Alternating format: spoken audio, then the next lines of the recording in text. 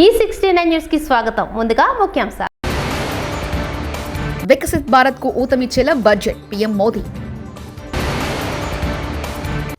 కేసీఆర్ నోటా Mahesh Babu dialogue. Revanth ప్రభుత్వానికి KCR strong warning. Vasavi Kanyaka Parameshwari అమ్మవారికి పట్టు వస్త్రాలు సమర్పించారు సీఎం చంద్రబాబు. నాకు పద్మభూషణ్ రావడంలో ఆలస్యమేం కాలేదంటూ బాలకృష్ణ. పార్లమెంట్ బడ్జెట్ సమావేశాలు శుక్రవారం ఉదయం ప్రారంభమయ్యాయి. ఉభయ సభలను ఉద్దేశించి రాష్ట్రపతి ద్రౌపది ముర్ము ప్రసంగిస్తున్నారు. అనంతరం లోక్సభలో కేంద్ర మంత్రి నిర్మలా సీతారామన్ ఆర్థిక సర్వేను ప్రవేశపెట్టనున్నారు.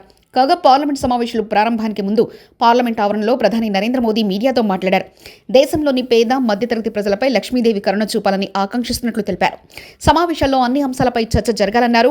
బడ్జెట్ సమావేశాల్లో అర్థవంతమైన చర్చకు ప్రతిపక్షాలు సహకరించాలని కోరారు. బిల్లులకు విపక్షాలు మద్దతు తెలపాలని కోరుతున్నట్లు తెలిపారు. ఈ బడ్జెట్ వికసిత్ భారత్ కు ఊతమిస్తుందంటూ ప్రధానమంత్రి నరేంద్ర మోదీ వెల్లడించారు. పెనుగొండ పశ్చిమ గోదావరి జిల్లా పెనుగొండలో సీఎం చంద్రబాబు పర్యటించారు. ఈ సందర్భంగా పట్టణంలోని వాసవి కన్యకా పరమేశ్వరి ఆలయానికి చేరుకున్న ఆయనకు ఆలయ ప్రధాన అర్చకులు, అధికారులు, సిబ్బంది పూర్ణకుంభంతో స్వాగతం పలికారు. తొలుత అమ్మవారికి చంద్రబాబు పట్టు వస్త్రాలు సమర్పించి ప్రత్యేక పూజలు నిర్వహించారు. అనంతరం సీఎంకు పండితులు వేద ఆశీర్వచనం చేశారు.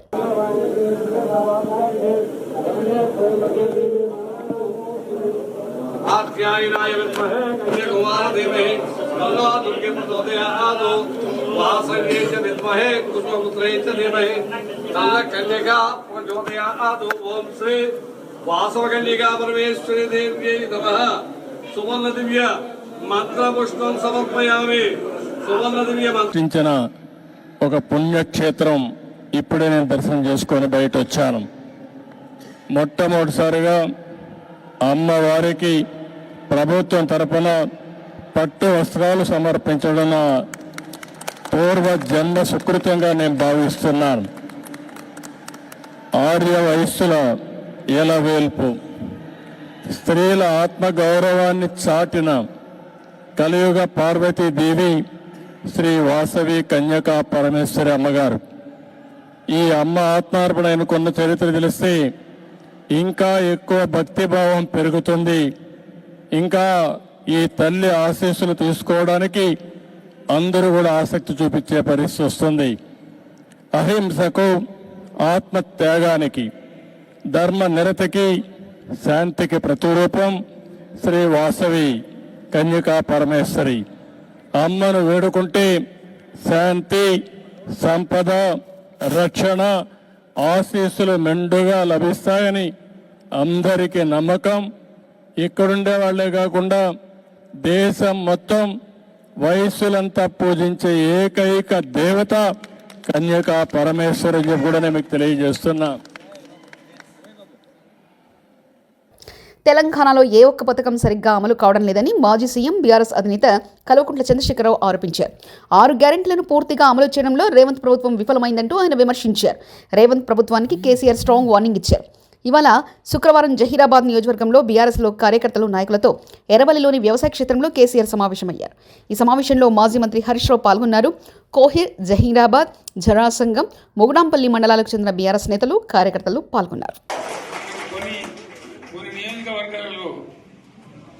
అత్యాశకు పోయి నేను చెప్పినప్పుడు అప్పుడు మంది మాటలు పట్టుకొని మారమానం పోతే మళ్ళీ చివరికి ఇల్లు కాలిపోతారు. వీళ్ళని నమ్మితే అమాంతం మింగుతారు, మోసపోతాం. రైతు బంధుకు రామరామ్ అంటారు, దళిత బంధుకు జైబీం అంటారు. వీళ్ళు ముంచుతారా ఆయన చెప్పిన ఆయన వాడు తులం బంగారం ఇస్తా,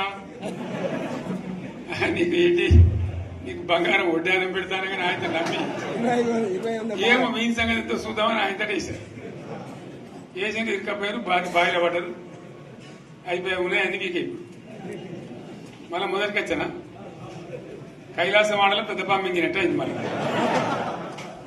అంతే కదా, ఆలోచన లేకుండా ఎటు పడితే అటు ఎవడో ఏదో చెప్తే నమ్మి ఓట్లేస్తే ఏమైంది అనేది ఒక మంచి గుణపాఠం ఇది తెలంగాణ. గ్యారంటీగా మంచిగా సంసారం జరుగుతుంది. జర తువ్వకొచ్చినాం, రైతులు ఇంత ముఖం తెలివైతుండ్రి, ఇంత బాకీలు కట్టుకుంటుండ్రి. ఎంతోమంది పాపం సిటీలు వేసుకుందరు, ఏదో వేసుకుందరు. రైతు బంధు పైసలు పడితే ఎంత సంతోషం ఉంటుండే. ఆయన మీరు కంగారు గడిచిపోయింది. ఇప్పుడు వాడు ఇతడో ఏడో భగవంతుడు. Congress party social media poll ఫలితాల పట్ల మేము చాలా సంతోషంగా ఉన్నాం. Telangana Congress party social media chairman Manne Satish conduct చేసిన ప్రక్రియ కానీ, దీంతో మేము ఎక్స్పోజ్ చేయాలనుకున్నవి కానీ, ఈ ఎంటైర్ ప్రాసెస్ అయినందుకు నాకు చాలా సంతోషంగా ఉంది. ఎందుకంటే బీఆర్ఎస్ సోషల్ మీడియా గత సంవత్సరంలో వాళ్ళు చేస్తున్న తప్పుడు కార్యక్రమాలన్నీ ఈ పోల్ ద్వారా బయటపడతాయని, అండ్ ఇవి బయట పెట్టి ప్రజలకు తెలియజేయాలన్న ఉద్దేశంతోనే ఈ పోల్ కండక్ట్ చేశాం. ఆంధ్రప్రదేశ్ డీజీపీ ద్వారకా తిరుమలరావుకు పదవి విరమణ వీడ్కోళ్లు ప్యారెడ్ను ఘనంగా నిర్వహించారు. ఈ సందర్భంగా ఆయన మాట్లాడుతూ భావోద్వేగానికి గురయ్యారు. తన జీవితంలో ఇవి ఉద్రిక్తభరిత క్షణాలంటూ పేర్కొన్నారు. దశాబ్దాలుగా అంటిపెట్టుకుని ఉన్న యూనిఫామ్ ఇకపై ఉండదంటేనే భావోద్వేగంగా ఉందన్నారు. ఈరోజు డీజీపీగా పదవి విరమణ చేయడం ఒక అంశమైతే 35 సంవత్సరాల ఇండియన్ పోలీస్ సర్వీస్ నుంచి నిష్క్రమణ చెందడం అనేది ఇంకా ప్రత్యేకమైన విషయం. ప్రతిష్టాత్మకమైన ఇండియన్ పోలీస్ సర్వీస్ నుంచి 35 సంవత్సరాలుగా సాగిన ప్రయాణం నా మదిలో ఎన్నో ఆలోచనలు, ఉద్విగ్నభరిత క్షణాలు, ఈ సర్వీసు, ఈ ప్రయాణం, ప్రస్థానానికి సంబంధించిన ఈ తాలూకు జ్ఞాపకాలు వెళ్తున్నాయి. ఈరోజు ఉదయం యూనిఫామ్ ధరిస్తుండగా అదొక ప్రత్యేక అనుభూతి. సర్వీస్ మొత్తం యూనిఫామ్డ్ అసైన్మెంట్లో లేనప్పటికీ సినీ రంగానికి చేసిన సేవలకు గాను నటుడు బాలకృష్ణకు భారత ప్రభుత్వం పద్మభూషణ్ అవార్డు ప్రకటించిన విషయం తెలిసిందే. ఈ సందర్భంగా శుక్రవారం బసవతారకం క్యాన్సర్ ఆసుపత్రిలో బాలకృష్ణకు సన్మాన కార్యక్రమాన్ని నిర్వహించారు. ఈ సందర్భంగా మాట్లాడిన బాలకృష్ణ ఆసక్తికరమైన వ్యాఖ్యలు చేశారు. ఈ అవార్డు తనకు ఎప్పుడో వచ్చి ఉండాల్సిందని పలువురు అంటున్నారని తెలిపారు. తనకు ఈ అవార్డులు రావడంలో ఆలస్యమేం కాలేదన్నారు. సినీ పరిశ్రమలో 50 ఏళ్లు పూర్తి చేసుకుని మూడోసారి ఎమ్మెల్యేగా గెలుపొందిన ఈ సమయంలో ఇలాంటి పురస్కారానికి ఎంపిక కావడం తనకెంతో ప్రత్యేకమని తెలిపారు. ఎప్పుడేమీ ఆశించను జీవితంలో, నా పనిని నేను చేసుకుంటూ వెళ్ళిపోతుంటాను. కాబట్టి పదవులకు నేను అలంకారం కానీ పదవులు నాకు ఇప్పుడు అలంకారం కాదు. ఏది నేను సాధించిన జీవితంలో ఇంకా ఎంతో చేయాలి అన్న ఒక స్ఫూర్తి ప్రదాత మా నాన్నగారు, విశ్వవిఖ్యాత నట సార్వభౌమ డాక్టర్ పద్మశ్రీ నందమూరి తారక రామారావు గారు. ఎవరు వాళ్ళ పాత్రని బాగా పోషిస్తే వాళ్ళ రంగాల్లో వాళ్ళు రాణిస్తారు. ఇదిగో ఇటువంటి పద్మశ్రీలు కానివ్వండి, పద్మభూషణ్లు కానివ్వండి, పద్మవిభూషణ్లు కానివ్వండి, లేకపోతే గ్యాలంటరీ అవార్డ్స్ కానివ్వండి, అవి వెతుక్కుంటూ వస్తాయి వెనకాలే. ఇందాక మాటల్లో ఎవరు అన్నప్పుడు అన్నారు, నాకు వచ్చింది పద్మభూషణ్, ఏదైతే మీకు దూరంగా ఉందో అంటే ఇవాళ నాకు వచ్చింది, ఇవాళ మీ అందరికి వచ్చినట్టే నేను భావిస్తాను. దేనికి ఆశించకుండా, ప్రతిఫల అపేక్ష లేకుండా మన వంతు మన పని నిబద్ధతతో, ఒక క్రమశిక్షణతో, పట్టుదలతో, సరైన దారిలో మనకి ఏదైతే సమాజం ఇచ్చిందో దానికి ప్రతిఫలంగా సొంత లాభం కొంత మానుకుని అన్నట్టు సమాజానికి ఉపయోగపడితే ఏదన్నా మనం సాధించవచ్చు. చాలా మంది అంటున్నారు ఇది ఇంతకు ముందే రావాల్సిందని పద్మభూషణ్. వాడు చెప్తాను, నేను ఎప్పుడు ఆధ్యాత్మిక చింతనలో ఉంటాను, పూజలు ఎక్కువ చేస్తుంటాను. పూజ అంతవరకే, ఆ తర్వాత నా వృత్తి, నా ఆలోచనలు, అదే నాకు దైవం. అది యాదృచ్ఛికమో కాకతాళీయమో నాన్నగారి 100వ జయంతి సందర్భంగా పూర్తయింది మొన్ననే. తర్వాత ఆయన 75 సంవత్సరాలు చలనచిత్ర పరిశ్రమకు అడుగిడిన సందర్భంగా మొదటి సినిమా మనదేశం విడుదలైంది. నేను 50 సంవత్సరాలు ఇండస్ట్రీలో పూర్తి చేసుకోవడం, అలాగే నేను 3వసారి మళ్ళీ ఎమ్మెల్యేగా హిందూపూర్ నుంచి గెలవడం, అలాగే సినిమా రంగంలో నా సినిమాలు 4 హిట్లు కావడం, అఖండ అయితేనేమి, వీరసింహారెడ్డి అయితేనేమి, నేలకొండ భగవంత్ కేసరి అయితేనేమి, ఇప్పుడు మొన్న రిలీజ్ అయిన డాకు మహారాజ్ అయితేనేమి, ఇవన్నీ కలిసికట్టుగా ఇవన్నీ వచ్చిన సందర్భంగా ఇది రావడం అన్నది అది నాకు చాలా సంతోషంగా ఉంది. ఆలస్యం ఏం కాలేదు. చాలామంది ఎంతోమంది ఆర్టిస్టులు కొన్నేళ్ళు లైమ్ లైట్లో ఉండి తర్వాత కొంచెం తగ్గాక ట్రాక్ మారుస్తారు, అంటే క్యారెక్టర్ ఆర్టిస్టులని అలా మారుతారు. కానీ నేను ఆ భగవంతుడి కళామ తల్లి ఆశీస్సులతో, మా అమ్మగారి దీవెనలతో, నాన్నగారి దీవెనలతో ఇలా ఈ రికార్డ్ ట్రాక్స్ సంతరించుకుని మళ్ళీ నా సెకండ్ ఇన్నింగ్స్ మొదలైంది అని చెప్పాను. నేను కూడా సరే దానంతటికి అది వచ్చింది. ముఖ్యంగా నా అభిమానులు అయితేనేమి, అలాగే తెలుగు ప్రేక్షక దేవుళ్ళు అయితేనేమి, ఇవాళ మన Basavatarakam Indo American cancer hospital and research institute, మన కుటుంబం అయితేనేమి, నా హిందూపురం ఒక పెద్ద కుటుంబం, హిందూపురం కుటుంబం అయితేనేమి, అందరూ ఎన్నో రకాలుగా వాళ్ళు ఈ యొక్క గుర్తింపుకి వాళ్ళకి వచ్చినట్టుగా వాళ్ళు భావిస్తూ వస్తాయి. చాలామందికి అవార్డులు వస్తాయి, కానీ ఎవరు వాళ్ళకు వచ్చినట్టుగా భావించరు, ఆ వ్యక్తికి వచ్చినట్టు భావిస్తారు. నాకు వచ్చిందంటే ఇవాళ యావత్ నేను చెప్పిన అందరూ వాళ్ళకు వచ్చినట్టుగా భావించడం అంటే, వేల లక్షల కోట్ల మందిని కుటుంబ సభ్యుల్ని పొందడం అంటే అది ఏ జన్మజన్మల అనుబంధమో ఏ రుణానుబంధమో ఏ విడదీయలేని అనుబంధమో కదా అని నాకు అనిపిస్తూ ఉంటుంది. గోషామహల్ గ్రౌండ్లో ఉస్మానియా ఆసుపత్రి నిర్మాణంపై స్థానిక ప్రజలు ఆందోళన చెందుతున్నారని ఎమ్మెల్యే రాజాసింగ్ తెలిపారు. ఆసుపత్రి నిర్మాణంపై పునరాలోచించాలని కోరారు. గ్రౌండ్ వెనకాల నివసించే ప్రజలు రోగాలొస్తాయని భయపడుతున్నారని పేర్కొన్నారు. వారితో సీఎం మాట్లాడి ఆసుపత్రి నిర్మాణం గురించి వివరించాలని విజ్ఞప్తి చేశారు. మరోవైపు ఆసుపత్రి నిర్మాణానికి వ్యతిరేకంగా అఖిలపక్షం గోషామహల్ బంద్కు పిలుపునిచ్చింది.